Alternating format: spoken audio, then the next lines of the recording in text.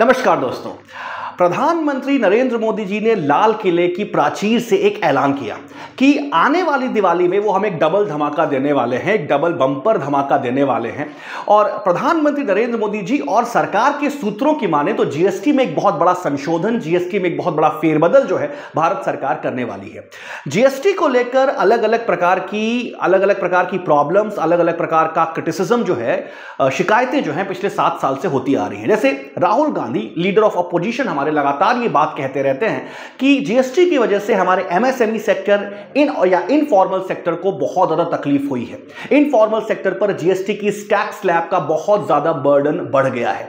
प्रधानमंत्री नरेंद्र मोदी जी ने इस बात को समझते हुए कि भारत की इकोनॉमी एक इनफॉर्मल इकोनॉमी ज्यादा है, यानी भारत में जो इकोनॉमिक एक्टिविटी है वो इनफॉर्मल सेक्टर से, असंगठित क्षेत्र से थोड़ी ज्यादा आती है। ऐसे में जीएसटी में अगर किसी प्रकार का एक कंस्ट्रक्टिव, हार्मोनियस, रैशनल इंप्रूवमेंट किया जाता है तो यह हमारे देश की इकोनॉमिक एक्टिविटी के लिए बहुत अच्छा होगा। सरकार की संकेतकों की माने तो जीएसटी में जो 4 स्लैब्स हुआ करते थे, आपकी बोर्ड पर आप देख सकते हैं, यहां पर 4 स्लैब्स हुआ करते थे, 5%, 5%, 12%, 18% और 28%।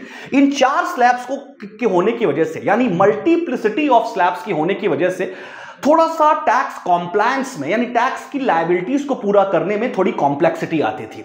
लैक ऑफ अवेयरनेस होने की वजह से कई बार टैक्स अथॉरिटीज का छोटे एमएसएमई सेक्टर के छोटे लघु व्यापारी या उद्योग धंधा करने वाले लोग शिकार हो जाया करते थे। तो दोस्तों, ऐसी कंडीशन में भारत सरकार ने एक बेहतरीन फैसला लिया है, जहां पर भारत सरकार यह करने जा रही है कि वो 12% और 18% का पूरा स्लैब जो है वो 28% वाला स्लैब खत्म करने वाली है। यानी अब 2 स्लैब्स रहने की उम्मीद है, 5% और 18% का। अच्छा दोस्तों, एक और बात याद रखिएगा, एक तीसरी स्लैब जिसे कहा, जो 40% की स्लैब रहेगी, ये सिन आइटम्स की स्लैब रहेगी। सिन आइटम्स यानी वो सारे तामसिक पदार्थ जिसका सेवन करना अमूमन पाप माना जाता है, शराब, सिगरेट या कोल्ड ड्रिंक, एरिएटेड ड्रिंक्स, ये सारी चीजें जो स्वास्थ्य पर एक बहुत विपरीत असर डालती हैं, इनके टैक्स में किसी प्रकार का कोई गिरावट, इनके टैक्स में किसी प्रकार की कोई रियायत देने की मूड में सरकार हमारी नहीं है और होना भी नहीं चाहिए। ऐसे पदार्थों पर 40 नहीं 50% टैक्स अगर सरकार लगाए तो भी हमें कोई दिक्कत नहीं है। लेकिन दोस्तों, इन दोनों स्लैब्स को, 12 और 28% स्लैब्स को खत्म किया जा रहा है। 28% के जो स्लैब्स के जो आइटम होंगे, डेफिनेटली उन्हें अब 28% स्लैब के अंडर में लाया जाएगा और 12% जिस पर जीएसटी लगता था, उन सारे आइटम्स को 5% वाले स्लैब में लाया जाएगा। यानी सरकार अपने रेवेन्यू का लॉस करने जा रही है। जैसा कि आप देख रहे हैं, 28% स्लैब के अगर कोई आइटम था और अब उसे 18% के स्लैब में लाया जाएगा, और अगर 12% किसी प्रोडक्ट पर जीएसटी लगती थी और किसी सर्विसेज पर जीएसटी लगती थी और अगर उसे 5% की स्लैब में लाया जाएगा, तो इससे शॉर्ट टर्म में एक टैक्स कलेक्शन में लॉस होना तय दिख रहा है। यानी सरकार के पास जो रेवेन्यू रिसीप्ट है, राजस्व प्राप्ति है, उसमें थोड़ा सा कमी आने की संभावना है। लेकिन यह कमी तात्कालिक रहने की उम्मीद है। आइए समझते हैं कैसे। दोस्तों, जैसा कि आप सब देख सकते हैं कि इसमें, जैसा कि मैंने बोला, टैक्स कलेक्शन में गिरावट आने की पूरी गुंजाइश है। यदि आप 18% का आइटम को 28% वाले आइटम को अगर आप 18% पे लाएंगे और 12% वाले आइटम को अगर आप 5% पे लाएंगे, तो टैक्स कलेक्शन में गिरावट आनी तय है, राइट? इसमें कोई दो राय नहीं। लेकिन दोस्तों, टैक्स कलेक्शन में गिरावट आने के वजह से, टैक्स कलेक्शन में गिरावट जरूर आएगी, लेकिन इसकी वजह से लोगों के जेब में 4 पैसा ज्यादा बचेगा और उस 4 बढ़े हुए पैसे के माध्यम से लोग कंज्यूम ज्यादा करेंगे। यानी हमारे देश में आर्थिक मांग, इकोनॉमिक डिमांड बढ़ने की पूरी गुंजाइश है। एक बार फिर से समझते हैं, अगर सरकार इस प्रकार का टैक्स डिमोशन करने वाली है, यानी सरकार टैक्स बेसिस को, टैक्स रेट्स को कम करने जा रही है जीएसटी रिफॉर्म के माध्यम से, तो सरकार के पास यद्यपि टैक्स कलेक्शन कम आएगा, लेकिन टैक्स कलेक्शन सरकार के पास कम आएगा, इसी के साथ साथ हम नागरिकों को भी थोड़े कम टैक्स सरकार को देने पड़ेंगे, जिससे 4 पैसे ज्यादा हमारी जेब में बचना शुरू होगा और उस 4 पैसे का डेफिनेटली हम उपभोग करेंगे, कंजप्शन करेंगे और उस कंजप्शन से हमारे देश में दोस्तों जो मांग, जिसे आप इकोनॉमिक डिमांड कहते हैं, उसमें इंक्रीमेंट होने की पूरी पूरी गुंजाइश है। दोस्तों हमें कंजप्शन लेड इकोनॉमी है। कई हमारे अर्थशास्त्र के ज्ञानी लगातार ये बात कहते हैं, इंडिया एक कंजप्शन बेस्ड इकोनॉमी है, यानी मांग आधारित अर्थव्यवस्था है, उपभोग आधारित अर्थव्यवस्था है। अगर हमारी अर्थव्यवस्था में मांग होगी, मांग तब होगी जब हमारे जेब में पैसा होगा, मांग जब होगी, उपभोग जब होगा, तो ये हमारे देश में अलग अलग प्रकार की आर्थिक गतिविधियों को, इकोनॉमिक एक्टिविटीज को जन्म देगा। और इन बढ़ी हुई इकोनॉमिक एक्टिविटीज की वजह से हमारे देश में प्रोडक्शन भी इंक्रीज होगा और डेफिनेटली जॉब क्रिएशन की, यानी रोजगार के सृजन की भी संभावना प्रबल है।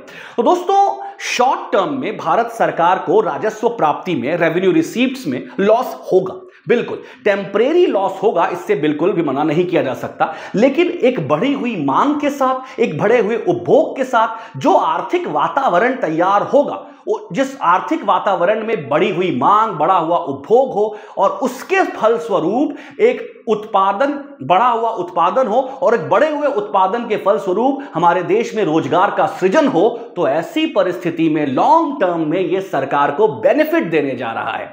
यह सरकार को दोस्तों बेनिफिट देने जा रहा है। तो दोस्तों जीएसटी के बारे में ये एक छोटा सा रिफॉर्म किया जा रहा था। एक छोटी सी बात और, प्रधानमंत्री जी ने दोस्तों, हमारे प्रधानमंत्री जी ने इस चीज की घोषणा जरूर कर दी है, लेकिन इस पर किसी भी प्रकार का फैसला, जीएसटी में होने वाले किसी भी रिफॉर्म पर फैसला दोस्तों जीएसटी काउंसिल करती है। इसके बारे में भी आपको पता होना चाहिए। जीएसटी काउंसिल की अगली मीटिंग होने वाली है। जीएसटी काउंसिल एक संवैधानिक यानी एक कॉन्स्टिट्यूशनल बॉडी है। दोस्तों जब 101st कॉन्स्टिट्यूशनल अमेंडमेंट, 101 संविधान संशोधन के माध्यम से जीएसटी को लाया गया, उसी के साथ साथ दोस्तों हमारे संविधान में एक आर्टिकल लाया गया, आर्टिकल 279 कैपिटल ए, और ये यहां पर मौजूद है हमारी जीएसटी काउंसिल। दोस्तों जीएसटी काउंसिल जीएसटी पर किसी भी प्रकार के फैसले लेने को लिए कॉन्स्टिट्यूशनली एम्पावर्ड है। तो दोस्तों आप सबको यह पता होना चाहिए जीएसटी काउंसिल किस आर्टिकल में है और यह कॉन्स्टिट्यूशनल बॉडी है। जीएसटी काउंसिल को यूनियन फाइनेंस मिनिस्टर यानी हमारे वित्त मंत्री निर्मला सीतारमण जी हेड करती है। साथ साथ इसमें सभी राज्यों के वो मंत्री होते हैं या वो रिप्रेजेंटेटिव होते हैं जो अपने अपने राज्य में फाइनेंशियल मैटर्स या रेवेन्यू मैटर्स देख रहे हैं, यानी हर राज्य का वित्त मंत्री या फिर वो मंत्री जो वित्त का प्रभार, राजस्व का प्रभार संभाल रहा है, इस जीएसटी काउंसिल का मेंबर होता है। साथ साथ दिल्ली और पौंडीचेरी के जो यूटी के फाइनेंस मिनिस्टर हैं या फाइनेंस पोर्टफोलियो को हैंडल करने वाले मिनिस्टर्स हैं, वो भी जीएसटी काउंसिल का मेंबर होते हैं। दोस्तों जीएसटी काउंसिल ही इस पर आखिरी फैसला लेगी, लेकिन चूंकि जीएसटी काउंसिल में सरकार के पास वोटिंग राइट्स ज्यादा हैं और सरकार के पास एक वीटो करने की शक्ति है, इसलिए प्रधानमंत्री नरेंद्र मोदी जी ने जो बात बोल दी वो जीएसटी रिफॉर्म्स बहुत आसानी से स्वीकृत कर लेगा। दोस्तों इसमें कुछ संशय भी है। फॉर एग्जांपल राज्यों का लगातार इस बात पर आशंका व्यक्त करना कि क्या इस जीएसटी रिफॉर्म की वजह से, क्या जीएसटी में होने वाले इस सुधार की वजह से राज्य सरकारों को राजस्व प्राप्ति में थोड़ी कमी आ जाएगी। राज्य सरकारों की लगातार ये मांग रहती है कि केंद्र सरकार उनका टैक्स डिवोल्यूशन यानी टैक्स में उनका हिस्सा लगातार कम करती जा रही है। तमिलनाडु, केरल, कर्नाटक लगातार ये सरकारें लगातार आवाज उठाती रही हैं कि उनका फाइनेंशियल डिवोल्यूशन जो है वो लगातार कम होता जा रहा है, और ऐसे में अगर टैक्स कलेक्शन भी कम हो जाएगा तो सरकारों को, खासतौर से राज्य सरकारों को, थोड़े फाइनेंशियल लॉसेस झेलने को मिल सकते हैं। तो यहां पर दोस्तों एक सेंटर स्टेट डिस्प्यूट भी थोड़ा बहुत देखने को मिल सकता है, लेकिन दोस्तों अंततः इसमें नागरिक यानी हम सब का भला होना तय है, इसमें कोई दो राय नहीं। तो केंद्र सरकार की यह पहल दोस्तों स्वागत योग्य है। प्रधानमंत्री मोदी जी को बहुत बहुत धन्यवाद इस अनूठी पहल के लिए, इस अनूठी सौगात के लिए। इसी तरह के वीडियोस को देखने के लिए हजेला आईएएस को सब्सक्राइब करें।